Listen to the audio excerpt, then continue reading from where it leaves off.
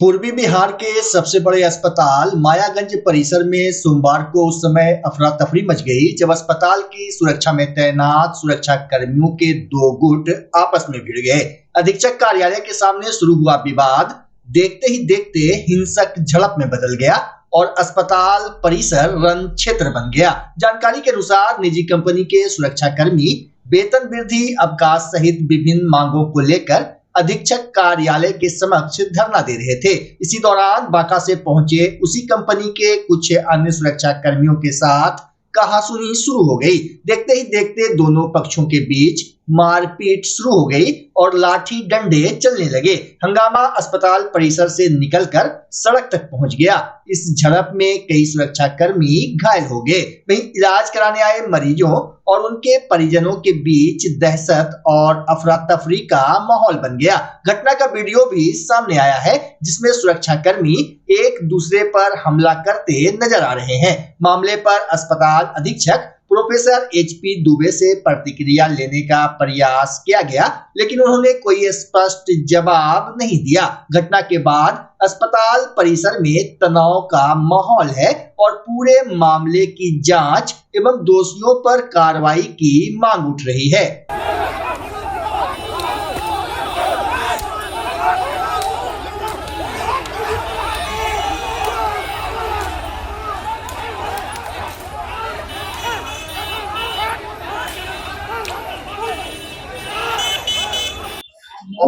मेरा मतलब 19 तारीख को हम लोग धरना पे बैठे थे लेकिन हम लोग को बोला गया कि सर आएंगे आप लोग का सिलेक्शन निकालेगा। साल में हम लोग का 500 रुपया ऐसे ही बढ़ता है। किस मांग को लेकर धरना पे बैठे? न्यूनतम वेतन को लेकर के जो मजदूरी हम ये नहीं कहते इतना दीजिए उतना दीजिए, मजदूरी है। और अर्जी विनती लगा के सर से पूरा आग्रह किए, अनुरोध किए, कागज लिखित रूप से भी दिए थे। सर बोले आएंगे आएंगे, मिले नहीं। उसके बाद फिर आज जब डेट रखा गया, हर कागज दिया गया, डेट जब रखा गया तो सुबह से जो नाइट ड्यूटी करी है तो वो लोग जेंट्स लेडीज सब यहाँ पे है। नाइट ड्यूटी जो करी है सब है, सबको बोल रही है कि आएगा आएगा आएगा। मुंगेर आ गया है, 30 किलोमीटर दूरी पे है तो आ रहे हैं। हम लोग को आश्वासन में रखा 2 बजे तक, अभी तक आश्वासन। और इधर में सारा मैनेजमेंट करके दूसरे जगह से गार्ड 150 चढ़ाया जा रहा है। क्या नाम आपका? आप लोग हड़ताल किया हुआ था। हम यहाँ का समानता सिक्योरिटी इंटेलिजेंस प्राइवेट लिमिटेड की तरफ से ओवरऑल कमांडर हड़ताल किया हुआ था। कल भी हमने इनको समझाने का कोशिश किया लेकिन नहीं माना तो हड़ताल का अधिकार है, मांगने का अधिकार है। हमें कोई एतराज उससे नहीं था। सुबह से बैठा हुआ था। हम अपना बैठ रहे इधर उधर बैठ रहे, इनसे कोई बातचीत हमारा नहीं हो रहा है। हम वहाँ से निकले, अपने ऑफिस में आए थे एक बोतल पानी लेने के लिए। पानी लेकर के गेट के पर गए और ऐसे पी रहे थे, तब तक ये लोग अचानक दौड़ा और हमारे ऊपर लाठी डंडे से हमला किया। गेट के ऊपर, ऑफिस के गेट के बाहर हमारे ऊपर लाठी डंडे से पूरा हमला किया। आप इसके पहले कहाँ काम करते थे? इससे पहले मैं यूनिवर्सिटी में काम करता था। लगभग 2.5 साल में यूनिवर्सिटी में रहा और उसके बाद यूनिवर्सिटी का मेरा काम खत्म होने के बाद मैं नया यहाँ कब आए? यहाँ पर लगभग हो गया मेरे को छोड़ने। अभी आप आगे क्या चाहते हैं? ये जो आपके साथ आगे आप क्या कार्रवाई? मैं यही चाहता हूँ कि जो गार्ड मेरे ऊपर आक्रमण किया या लाठी डंडों से प्रहार किया है वो गलत था उसका, और गलत का नतीजा गलत ही होता है। यदि वो लोग हमारे ऊपर हम कानूनी कार्रवाई करेंगे, उनके FIR करेंगे और हम उनसे FIR कानून के द्वारा लड़ेंगे। क्या नाम हो? अनिल कुमार सिंह। भागलपुर में विक्रमशिला सेतु पर उत्पन्न आवागमन संकट के बीच बिहार सरकार ने आम लोगों को बड़ी राहत दी है। मुख्यमंत्री सम्राट चौधरी के निर्देश पर बरारी घाट से महादेवपुर घाट तक गंगा पार करने के लिए नाव और स्टीमर सेवा पूरी तरह निःशुल्क कर दी गई है। इस फैसले को लागू कराने के लिए सोमवार को जिलाधिकारी डॉक्टर नवल किशोर चौधरी ने बरारी घाट स्थित नियंत्रण कक्ष में निजी नाव चालकों, घाट संवेदकों और परिवहन एजेंसियों के साथ बैठक की। बैठक के बाद जिलाधिकारी ने बताया कि अब गंगा के इस पार और उस पार जाने वाले सभी आम नागरिकों, पैदल यात्रियों, मोटरसाइकिल चालकों एवं निजी 4 पहिया वाहनों से किसी प्रकार का शुल्क नहीं लिया जाएगा। पहले प्रति व्यक्ति और मोटरसाइकिल के लिए 50-50 रुपये तक का शुल्क देना पड़ता था, जिससे रोजाना यात्रा करने वाले लोगों पर अतिरिक्त आर्थिक बोझ पड़ता था। डीएम ने कहा कि निजी नाव चालकों और एजेंसियों के राजस्व की भरपाई बिहार सरकार करेगी, इसलिए किसी को चिंता करने की आवश्यकता नहीं है। निःशुल्क नाव संचालन की निगरानी के लिए अपर समाहर्ता की अध्यक्षता में एक समिति भी गठित की गई है, जिसमें निजी नाव चालकों को भी शामिल किया गया है। उन्होंने स्पष्ट चेतावनी दी कि अगर किसी यात्री से अवैध रूप से किराया वसूलने की शिकायत मिली तो संबंधित नाविक या एजेंसी के खिलाफ एफआईआर दर्ज कर सख्त कार्रवाई की जाएगी। सरकार के इस निर्णय से नवगछिया, दियारा और भागलपुर के बीच आवागमन करने वाले हजारों छात्रों, किसानों, मजदूरों और नौकरी पेशा लोगों को बड़ी राहत मिलने की उम्मीद है। अभी माननीय मुख्यमंत्री महोदय का निर्देश हुआ है कि सभी पैसेंजर को हम लोगों को यहाँ निःशुल्क सेवा देना है, ताकि उनको पार करने में अपना व्यय नहीं करना पड़े। और सभी उनके जो 2 पहिए वाहन हैं, इन सभी को 4 पहिए वाहन को भी हम लोग निःशुल्क सेवा देंगे। इसी आलोक में विभिन्न नाविकों के साथ और जितनी एजेंसी यहाँ ऑपरेट हो रही है गंगा जी में, सभी के साथ बैठक किया है। हम लोगों ने इसका दर निर्धारण कर दिया है, जिस पैसे को सरकार अपने कोष से वहन करेगी और हम आम जनों को सुविधा मुहैया कराएंगे। भागलपुर पुलिस के स्वस्थ युवा स्वस्थ भागलपुर महाअभियान के तहत नशे के कारोबार के खिलाफ बड़ी कार्रवाई की गई है। गुप्त सूचना के आधार पर सबौर थाना डीआईओ टीम और पुलिस अधिकारियों की संयुक्त टीम ने सबौर के पंचमुखी क्षेत्र में छापेमारी कर 200 ग्राम ब्राउन शुगर के साथ एक आरोपी को गिरफ्तार किया। गिरफ्तार आरोपी की पहचान हबीबपुर थाना क्षेत्र के बाल्टी कारखाना निवासी रंजीत तांती के रूप में हुई है। पुलिस के अनुसार आरोपी पश्चिम बंगाल से मादक पदार्थ लाकर भागलपुर में संग्रह और बिक्री का काम करता था। उसके पास से 200 ग्राम ब्राउन शुगर और एक मोबाइल फोन बरामद किया गया है। सिटी एसपी शैलेंद्र कुमार सिंह ने प्रेस कॉन्फ्रेंस कर बताया कि आरोपी के विरुद्ध एनडीपीएस एक्ट के तहत प्राथमिकी दर्ज कर आगे की कार्रवाई की जा रही है। वरीय पुलिस अधीक्षक भागलपुर के निर्देशन में ये जो हम लोग का एक अभियान चल रहा है स्वस्थ युवा स्वस्थ भागलपुर, और इसमें मतलब मादक पदार्थ के विरुद्ध में लगातार कार्रवाई की जा रही है। तो इसी क्रम में एक दिनांक 1/6/2026 को सूचना प्राप्त हुआ कि जो ये सबौर थाना अंतर्गत ये लेलक रेलवे स्टेशन है, यहाँ पर मतलब कि अवैध मादक पदार्थ लेकर आया जा रहा है और फिर यहाँ से इसका सप्लाई किया जा रहा है।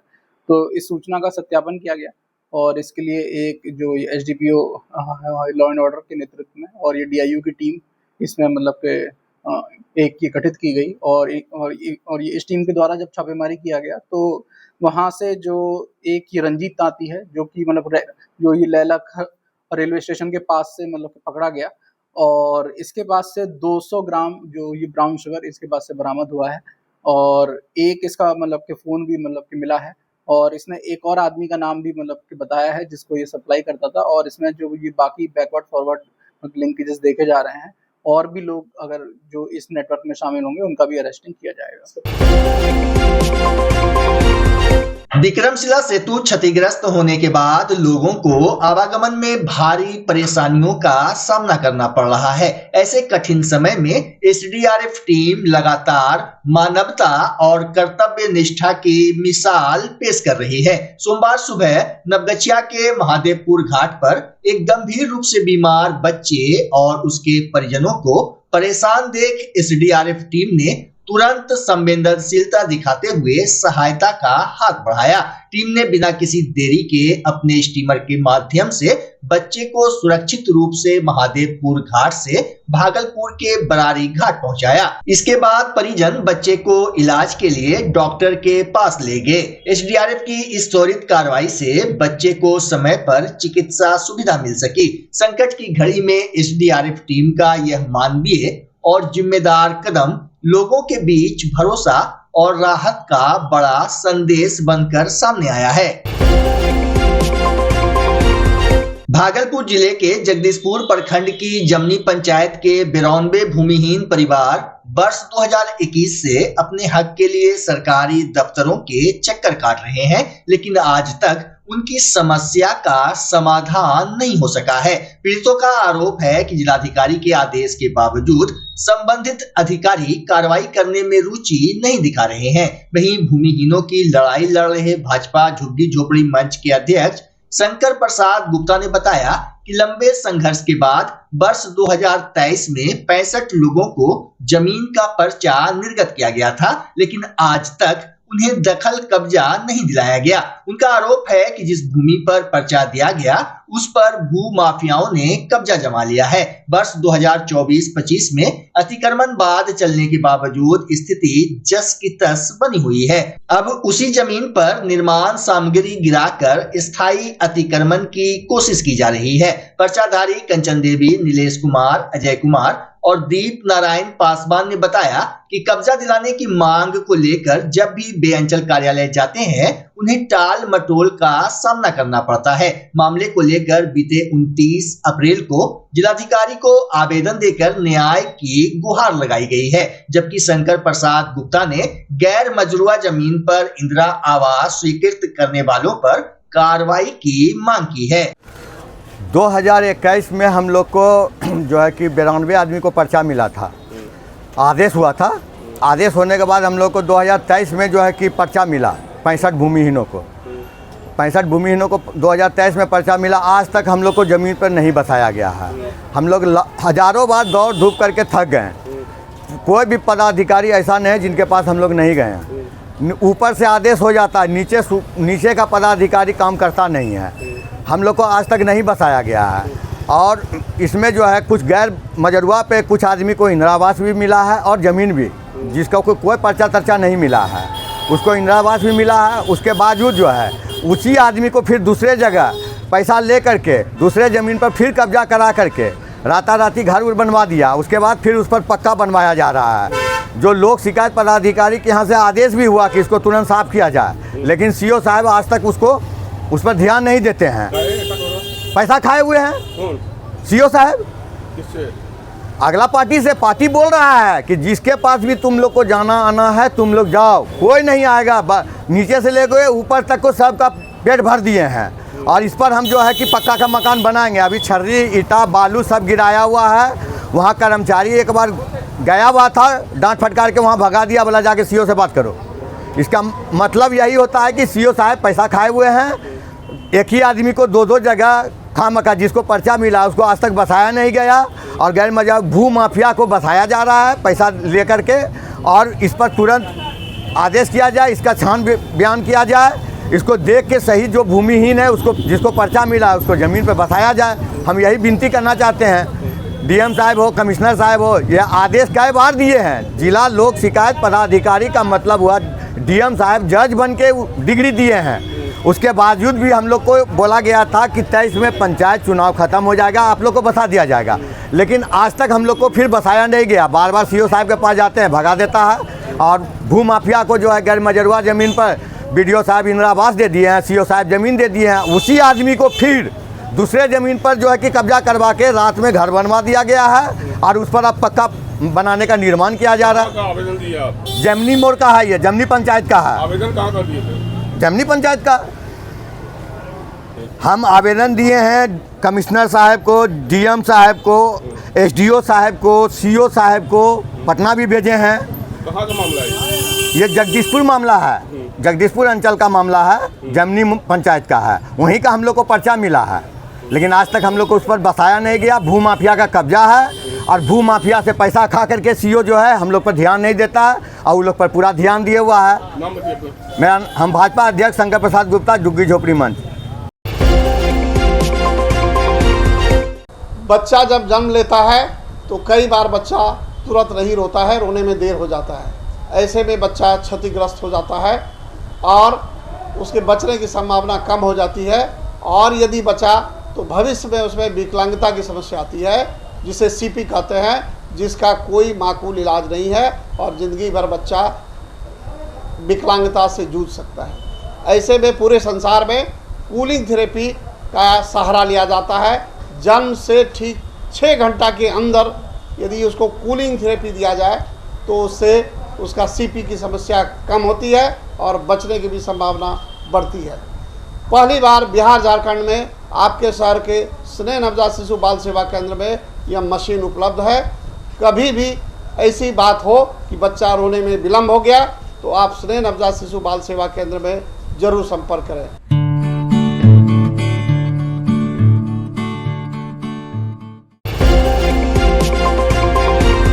भागलपुर मुजाहिदपुर थाना क्षेत्र स्थित बारसलीगंज में 75 वर्षीय वृद्ध महिला लंबे समय से पारिवारिक विवाद और मानसिक प्रताड़ना से परेशान थी। उन्होंने अपनी पुत्री के साथ शरण्य मानवाधिकार कार्यालय एवं मुजाहिदपुर थाना में न्याय की गुहार लगाई थी।